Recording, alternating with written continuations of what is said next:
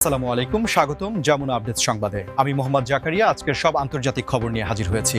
শুরুতেই জানিয়ে দিব সংবাদ শিরোনাম, তারপর বিস্তারিত। ইরানের হাতে ৮০,০০০ শাহেদ ড্রোন রেডি। আমেরিকার সব সামরিক ঘাঁটি হামলা মুখে। সামরিক উত্তেজনা কাটিয়ে যুদ্ধ এড়াতে শুক্রবার ইরান যুক্তরাষ্ট্র বৈঠক। হমাসকে নিরস্ত্র হতে ২ মাসের সময়সীমা দেবে ট্রাম্পের শান্তি পর্ষদ। এবার মিসাইল সিটি প্রকাশ্যে আনল ইরাকি যোদ্ধারা। ট্রাম্প হামলা না করলে ইরান আরও বেপরোয়া হবে সৌদি প্রতিরক্ষামন্ত্রী। আসসালামু আলাইকুম, স্বাগতম জানাচ্ছি যমুনা আপডেট সংবাদে। আমি মোহাম্মদ জাকারিয়া। এতক্ষণ শুনছিলেন সংবাদ শিরোনাম, এবার বিস্তারিত। ইরানের সামরিক সক্ষমতা নিয়ে এক চাঞ্চল্যকর তথ্য সামনে এসেছে, যা পেন্টাগন থেকে শুরু করে বিশ্বজুড়ে সমরবিদদের কপালে চিন্তার ভাঁজ ফেলে দিয়েছে। কারণ বিভিন্ন আন্তর্জাতিক গোয়েন্দা প্রতিবেদন এবং ইরানের নিজস্ব সামরিক মহড়ার ফুটেজ বিশ্লেষণ করে দেখা যাচ্ছে যে তেহরানের হাতে এই মুহূর্তে প্রায় ৮০,০০০ শাহেদ ড্রোন ব্যবহারের জন্য সম্পূর্ণ প্রস্তুত রয়েছে এবং এই বিপুল পরিমাণ ড্রোনের লক্ষ্যবস্তু হিসেবে চিহ্নিত করা হয়েছে মধ্যপ্রাচ্য জুড়ে ছড়িয়ে থাকা আমেরিকার সকল সামরিক ঘাঁটি ও স্থাপনাগুলিকে। আধুনিক যুদ্ধক্ষেত্রে এই শাহেদ ড্রোনগুলো তাদের কার্যকারিতা প্রমাণ করেছে এবং অত্যন্ত কম খরচে তৈরি এই ড্রোনগুলো ঝাঁকে ঝাঁকে হামলা চালিয়ে বিশ্বের তাবড় তাবড় আকাশ প্রতিরক্ষা ব্যবস্থাকে ধোঁকা দিতে সক্ষম, যা আমরা সাম্প্রতিক বিভিন্ন দ্বন্দ্বে লক্ষ্য করেছি, যেখানে এই ধরনের ড্রোন বা লয়টেলিং মিউনিশন ব্যবহার করে বড় বড় রাডার স্টেশন এবং সামরিক বহরকে মুহূর্তের মধ্যে ধ্বংসস্তূপে পরিণত করা হয়েছে। ইরানের বিপ্লবী গার্ড বাহিনী বা আইআরজিসি দীর্ঘদিন ধরেই তাদের এই ড্রোন প্রজেক্টের উপর জোর দিয়ে আসছিল এবং এখন মনে হচ্ছে তারা তাদের উৎপাদনের সর্বোচ্চ শিখরে পৌঁছেছে, যার ফলে ৮০,০০০ ড্রোনের এই বিশাল বহর যদি একসাথে বা ধাপে ধাপে কোনো সংঘাতে ব্যবহার করা হয়, তবে তা মোকাবিলা করা আমেরিকার শক্তিশালী প্যাট্রিয়ট বা থার্ড মিসাইল সিস্টেমের পক্ষেও প্রায় অসম্ভব হয়ে দাঁড়াবে। কারণ আকাশ প্রতিরক্ষা ব্যবস্থার মিসাইলগুলোর দাম যেখানে কোটি কোটি ডলার, সেখানে এই ড্রোনগুলোর উৎপাদন খরচ অত্যন্ত নগণ্য। ফলে একে একটি অসম যুদ্ধ বা অ্যাসিমেট্রিক ওয়ারফেয়ারের নিখুঁত উদাহরণ বলা চলে। সমর বিশেষজ্ঞরা বলছেন যে কাতার, বাহরাইন, ইরাক এবং সিরিয়াতে আমেরিকার যে সকল ঘাঁটি রয়েছে সেগুলো এখন সরাসরি এই ড্রোনের রেঞ্জের মধ্যে, এবং ইরান যদি সত্যিই কোনো বড় ধরনের সংঘাতে জড়ায়, তবে তারা প্রথাগত মিসাইল হামলার পাশাপাশি এই বিপুল সংখ্যক ড্রোন ব্যবহার করে প্রতিপক্ষের আকাশসীমা অচল করে দিতে পারে, যা সমর ইতিহাসে এক নতুন অধ্যায় যোগ করবে। এই সংবাদের প্রেক্ষাপটে আমেরিকার সামরিক কর্মকর্তারা তাদের ঘাঁটির নিরাপত্তা ব্যবস্থা পুনর্বিবেচনা করছেন এবং অ্যান্টি ড্রোন টেকনোলজি বা লেজার ওয়েপন সিস্টেম বসানোর কাজ ত্বরান্বিত করছেন। কিন্তু ৮০,০০০ ড্রোনের বিশাল সংখ্যার কথা মাথায় রাখলে বোঝা যায় যে এটি শুধুমাত্র একটি সামরিক হুমকিই নয়, বরং এটি একটি মনস্তাত্ত্বিক চাপ সৃষ্টির কৌশলও বটে। সামরিক উত্তেজনার এই ঘনঘটার মধ্যেই একটি স্বস্তির খবর বা আশার আলো দেখা যাচ্ছে কূটনৈতিক অঙ্গনে। কারণ একাধিক নির্ভরযোগ্য সূত্র নিশ্চিত করেছে যে যুদ্ধের দামামা কমিয়ে আনার লক্ষ্যে আগামী শুক্রবার ইরান এবং যুক্তরাষ্ট্রের উচ্চপদস্থ কর্মকর্তাদের মধ্যে একটি অত্যন্ত গুরুত্বপূর্ণ বৈঠক অনুষ্ঠিত হতে যাচ্ছে, যা মধ্যপ্রাচ্যের বর্তমান অস্থির পরিস্থিতিকে শান্ত করার ক্ষেত্রে একটি টার্নিং পয়েন্ট হিসাবে কাজ করতে পারে। যদিও দুই দেশের মধ্যে সরাসরি কূটনৈতিক সম্পর্ক নেই এবং সাধারণত ওমান, কাতার বা সুইজারল্যান্ডের মাধ্যমে তারা বার্তা আদান প্রদান করে থাকে, তবুও এবারের বৈঠকটি তৃতীয় কোনো দেশে অনুষ্ঠিত হতে পারে এবং সেখানে দুই পক্ষের প্রতিনিধিরা সরাসরি বা পরোক্ষভাবে বর্তমান সংকট নিরসনের উপায় খুঁজবেন বলে ধারণা করা হচ্ছে। এই বৈঠকের মূল এজেন্ডা বা আলোচ্য বিষয় হতে পারে সাম্প্রতিক সময়ে ঘটে যাওয়া পাল্টাপাল্টি হামলার ঘটনাগুলো বন্ধ করা এবং লোহিত সাগরে বাণিজ্যিক জাহাজের নিরাপত্তা নিশ্চিত করা। কারণ গত কয়েক মাসে এই অঞ্চলে সামরিক তৎপরতা এতই বেড়ে গেছে যে কোনো ছোটখাটো ভুল বোঝাবুঝি বা মিসক্যালকুলেশন থেকে বড় কোনো সর্বার্থক যুদ্ধ বা অল আউট ওয়ার শুরু হয়ে যেতে পারে, যা বিশ্ব অর্থনীতি, বিশেষ করে তেলের বাজারে ধস নামাতে পারে। রাজনৈতিক বিশ্লেষকরা মনে করছেন আমেরিকার আসন্ন নির্বাচন এবং অভ্যন্তরীণ রাজনীতির চাপের কারণে ওয়াশিংটন এই মুহূর্তে নতুন কোনো যুদ্ধে জড়াতে চাইছে না। ঠিক তেমনি ইরানও তাদের অর্থনীতির ওপর থাকা নিষেধাজ্ঞার বোঝা কমাতে এবং অভ্যন্তরীণ স্থিতিশীলতা বজায় রাখতে যুদ্ধের পথ পরিহাল করে কূটনৈতিক সমাধানের দিকেই ঝুঁকতে আগ্রহী। তাই শুক্রবারের এই বৈঠকটি উভয় পক্ষের জন্যই একটি ফেস সেভিং বা সম্মানজনক বের হওয়ার পথ তৈরি করতে পারে। বৈঠকে হয়তো পরমাণু চুক্তির বিষয়গুলো সরাসরি আসবে না, কিন্তু আঞ্চলিক নিরাপত্তা, ইরাক ও সিরিয়া থেকে মার্কিন সৈন্য প্রত্যাহারের দাবি এবং ইরানের প্রক্সি গোষ্ঠীগুলোর কর্মকাণ্ড নিয়ন্ত্রণের বিষয়গুলো আলোচনার টেবিলে ঝড় তুলতে পারে। তবে সাধারণ মানুষ এবং শান্তিকামী বিশ্ববাসী এই বৈঠকের দিকে তাকিয়ে আছে বড় আশা নিয়ে, কারণ ইতিহাস সাক্ষী যে আলোচনার টেবিলই শেষ পর্যন্ত যুদ্ধের ময়দানকে শান্ত করতে পারে, এবং যদি এই বৈঠক সফল হয় তবে তা শুধু মধ্যপ্রাচ্য নয়, বরং গোটা বিশ্বের জন্যই স্বস্তির বার্তা বয়ে আনবে। তবে বৈঠক ব্যর্থ হলে পরিস্থিতি কোন দিকে মোড় নেবে তা কল্পনা করাও ভয়ের কারণ হয়ে দাঁড়াচ্ছে।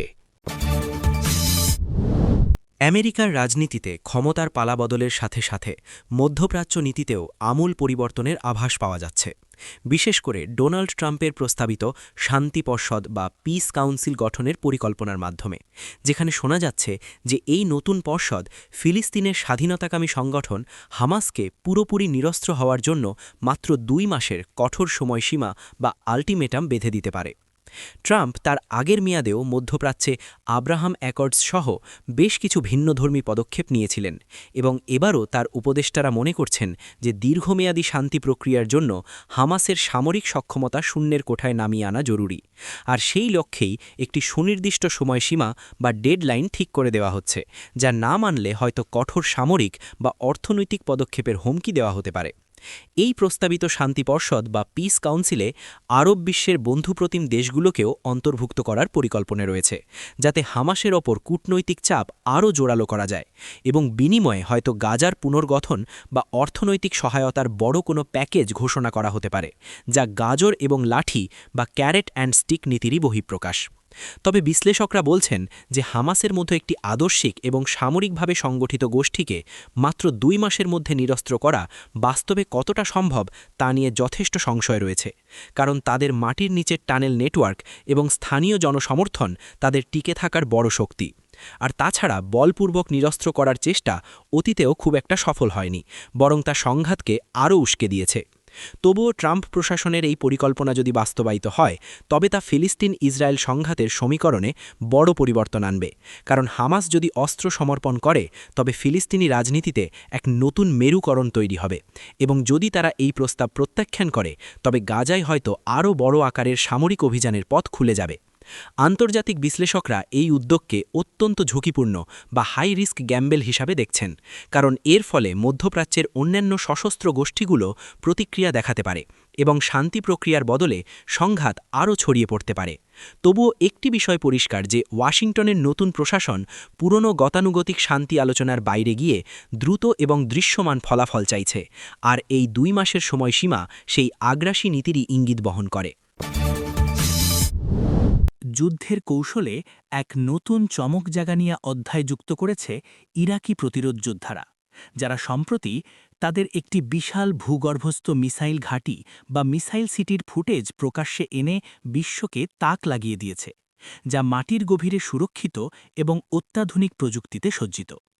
এতদিন আমরা ইরানের ভূগর্ভস্থ মিসাইল সিটির কথা শুনলেও এবার ইরাকের প্রতিরোধ গোষ্ঠীগুলো প্রমাণ করল যে তারাও প্রযুক্তির দিক থেকে এবং সামরিক অবকাঠামো নির্মাণে পিছিয়ে নেই, কারণ প্রকাশিত ভিডিওতে দেখা গেছে মাইলের পর মাইল বিস্তৃত কংক্রিটের টানেল, যেখানে সারিবদ্ধভাবে সাজানো রয়েছে বিভিন্ন পাল্লার ব্যালিস্টিক মিসাইল এবং লঞ্চার, যা মুহূর্তের মধ্যে মাটির নিচ থেকে বের হয়ে হামলা চালিয়ে আবার অদৃশ্য হয়ে যেতে পারে।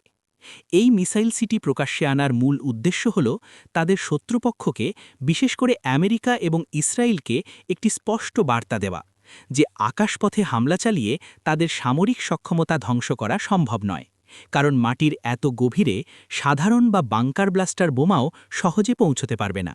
সামরিক বিশেষজ্ঞরা বলছেন এই ধরনের স্থাপনা তৈরি করতে বছরের পর বছর সময় এবং প্রচুর অর্থের প্রয়োজন হয়, যা ইঙ্গিত দেয় যে ইরাকি যোদ্ধারা দীর্ঘমেয়াদী যুদ্ধের প্রস্তুতি নিচ্ছে এবং তারা এখন আর ছোটখাটো কোনো মিলিশিয়া বাহিনী নয়, বরং একটি সুসংগঠিত সামরিক শক্তিতে পরিণত হয়েছে।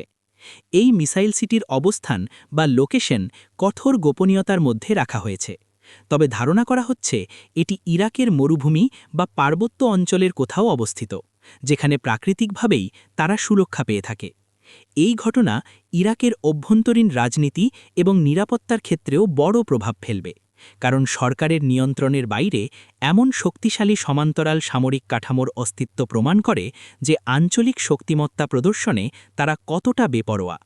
শত্রুপক্ষের রাডার এবং স্যাটেলাইট নজরদারি গাড়াতে সক্ষম এই মিসাইল সিটি আধুনিক যুদ্ধের এক বড় চ্যালেঞ্জ, কারণ আপনি যদি জানতেই না পারেন যে হামলা কোথা থেকে আসবে, তবে তা প্রতিহত করা প্রায় অসম্ভব।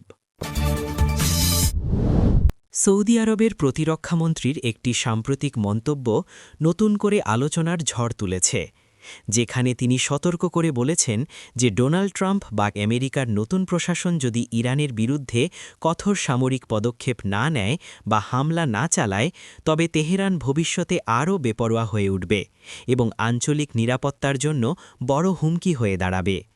সৌদি আরবের এই অবস্থানের পেছনে রয়েছে তাদের দীর্ঘদিনের নিরাপত্তা শঙ্কা।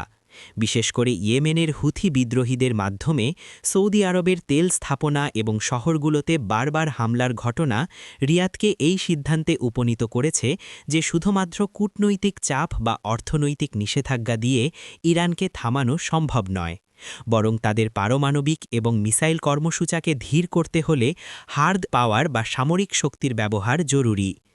সৌদি প্রতিরক্ষামন্ত্রীর এই বক্তব্য এমন এক সময়ে এলো যখন ট্রাম্প প্রশাসন ইরানের সাথে নতুন করে ডিল করার বা চাপ প্রয়োগের কৌশল ঠিক করছে, আর রিয়াদ চাইছে ওয়াশিংটন যেন কোনোভাবেই ইরানের প্রতি নমনীয়তা প্রদর্শন না করে, কারণ অতীতে দেখা গেছে যখনই চাপ কমানো হয়েছে তখনই ইরান তাদের প্রক্সি নেটওয়ার্কের মাধ্যমে মধ্যপ্রাচ্যে নিজেদের প্রভাব বিস্তার করেছে।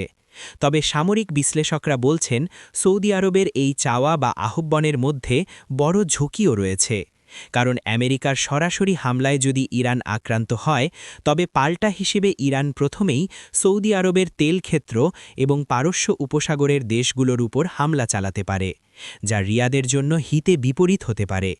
তবুও সৌদি প্রশাসন মনে করছে যে এখনই যদি ইরানকে থামানো না যায়, তবে ভবিষ্যতে তারা পারমাণবিক শক্তিধর দেশে পরিণত হবে এবং তখন তাদের নিয়ন্ত্রণ করা কারোর পক্ষেই সম্ভব হবে না। তাই তারা ট্রাম্পের ম্যাক্সিমাম প্রেসার বা সর্বোচ্চ চাপ প্রয়োগের নীতির সমর্থক।